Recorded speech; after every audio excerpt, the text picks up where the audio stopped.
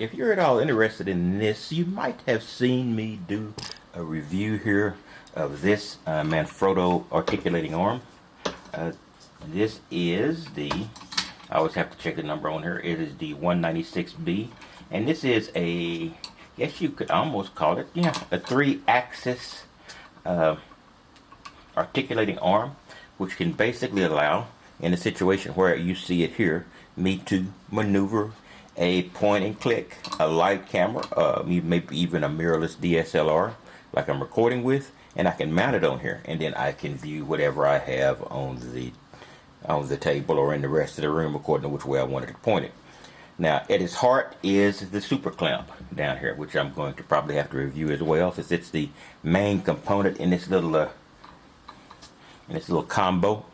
But this is, like I say, for a point and click. It's just not sturdy enough to handle any of the larger DSLRs. So what I'm going to do is I'm going to unhook this from the super clamp, which is amazingly easy. And also these clamps, these releases are very easy to release. A couple of turns and they are free to change into a more portable format.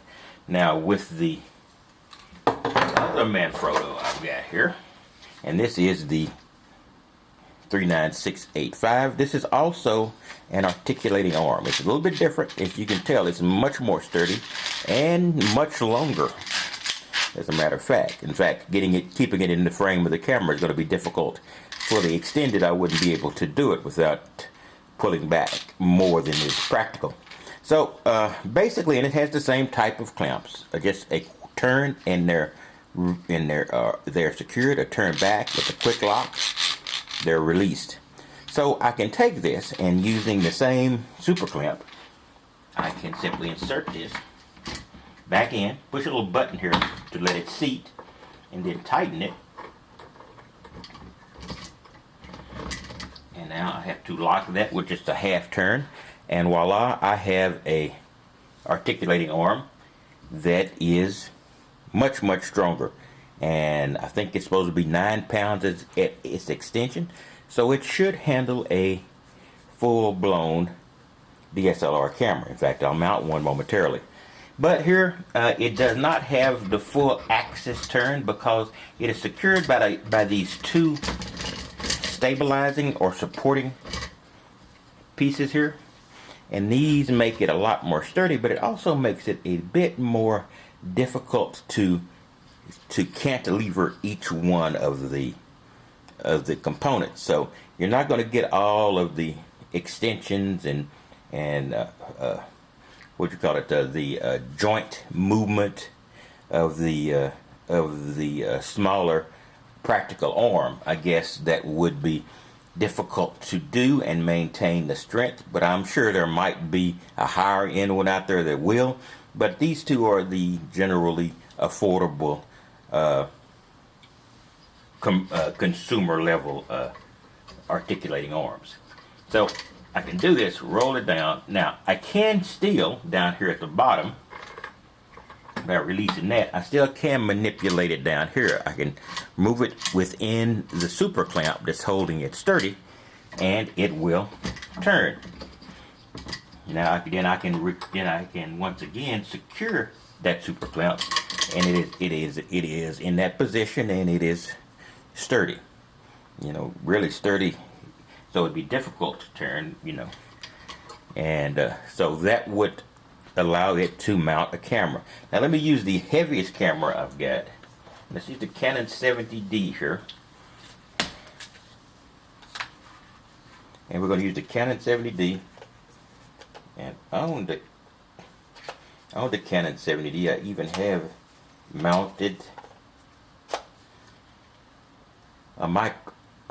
So this is definitely not going to be an easy or simple to hold up, and it is very heavy. It's definitely not 10 pounds though, so it should be well within the range of what this articulating arm will handle. So here we go. Now I have mounted on there the 70D. Now what I can do now is I can, with the 70D in place, I can to some degree maneuver that. And with a release, I can pull it all the way out of the little spigot, I think they call it. And I can maneuver the spigot around to a second point of connection. So that gives me a little bit of wider range. And with the spigot changed, I can also maneuver the entire body of the camera and simply screw it down and secure it. So it does have 3-axis control at that particular thing. I probably should have removed the strap. But see, now you've got it, and it's relatively stable. It moves a little bit because but it is secure. So this is the Manfrotto 396B. -3, I believe the number scheme is. Don't have my glasses on, so it's a bit trying. But so now I have a way to mount my heaviest camera securely enough for it to function. So I can once again tighten it, twist it, turn it, and release that, and get another position on it. Then once again secure the spigot down. Secure the cantilevered arm down, both connections, and voila, this is another kind of strained and weird position here. So I just wanted to introduce the final Manfrotto arm here. Well, it's not the final one, it's the only one it's the last one I've got. But now you see the line that I believe are the affordable consumer level of these. This is the 19682. But I guess it means technically 2 body axis.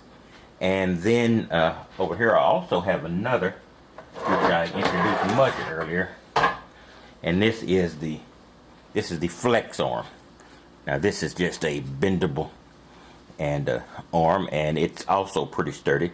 Now, I'm still not sure it could handle anything along the lines of a full-size DSLR, but it could definitely handle a point and click, and it's another alternative. So just wanted to show you that, and these are components in my little corner studio here, which I'm going to also do a full-blown video on in the near future.